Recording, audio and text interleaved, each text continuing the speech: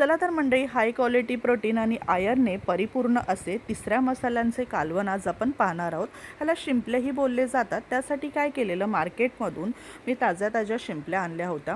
तर शिंपल्या घेताना काय करायचं मंडळी, जे काळ्या टेक्स्चरचे असतात ना आणि थोडेसे रफ टेक्स्चरचे असे शिंपले निवडायचे। ते पूर्ण असे भरलेले आणि चवीला सुंदर असे हे शिंपले लागतात। आता हे शिंपले धुवायचे कसे बघा, 4 ते 5 पाण्याने पहिल्यांदा स्वच्छ असे शिंपले धुवून घ्यायचे। त्याला थोडीशी अशी वाळू असते तर ती सर्व निघून जाते। तर आता हे 4-5 पाण्याने धुतल्यानंतर ह्यामध्ये आपल्याला गरम कडक असं पाणी ह्यामध्ये टाकायचं आहे। आता हे शिंपले धुवून झालेले आहेत। या शिंपल्यामध्ये मी काय केलेलं, गरम असं पाणी ओतलेलं आहे। तर बघा, गरम पाणी ओतल्याने काय होतं की असे पटकन शिंपल्यांची जी तोंडं असतात हे 2 शेल जे आहेत असे उघडायला लागतात। तर हे गरम पाणी ओतलेले शिंपले आहेत, 4 ते 5 मिनिटात सर्व शिंपले असे ओपन होतात। तर हे आपल्याला आता काय करायचे आहेत की साफ करून घ्यायचे आहेत, ओपन करून घ्यायचे आहेत। तर आपल्याला हे बघा, शिंपल्यांची शेल ओपन झालेले आहेत। आपल्याला हे जे 2 जे शिंपल्यांचे शेल आहेत ते आपल्याला वेगवेगळे करायचे आहेत। तर याच्यामध्ये बघा, हे 2 ह्यामध्ये मांस असतं शिंपल्यांचं, ते आपल्याला काय करायचं, एका साईडला एका शिंपल्याला ते चिकटलेलं असतं आणि दुसऱ्या शिंपल्याला थोडंफार काय राहिलेलं असतं तेही आपल्याला साफ करून घ्यायचं आहे। तर बघा, हे शिंपले आहेत ना, हे साफ करून घेणं ह्यामध्ये हाच थोडासा टास्क असतो। तर हा आपल्याला जर काही चांगलं खायचं असेल तर मंडळी थोडाफार त्रास घेणं हे होतंच। तर आता बघा, हे शिंपले जे आहेत सर्व मी साफ करून असे घेतलेले आहेत। तर दुसऱ्या साईडचं जे पण काही मांस आहे तर तेही आपल्याला साठवून ठेवायचं आहे।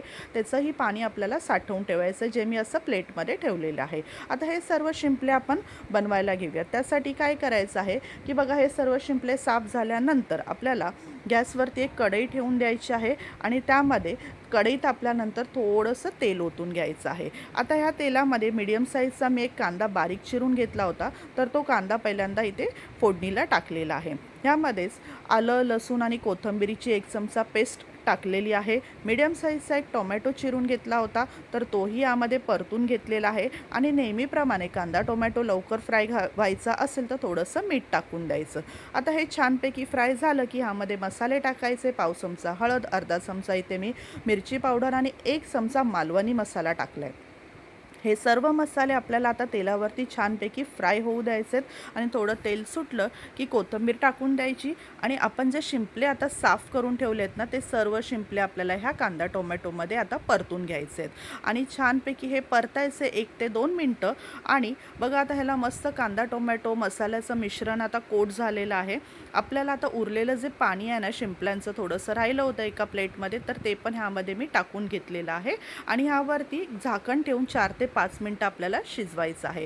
तोवर मी ते कांदा खोबऱ्याचं वाटण काढून घेतलं होतं, तर ते मिक्सरला थोडंसं पाणी टाकून मी ते वाटून घेतलेलं आहे। तर ह्या कांदा खोबऱ्याची छोटासा मी रेसिपीचा शॉर्ट अपलोड केलेला आहे, तोही तुम्ही जाऊन शॉर्ट्समध्ये बघू शकता। आता हे छान मिक्सरला बारीक असं वाटून घेतलेलं आहे कांदा खोबऱ्याचं वाटण।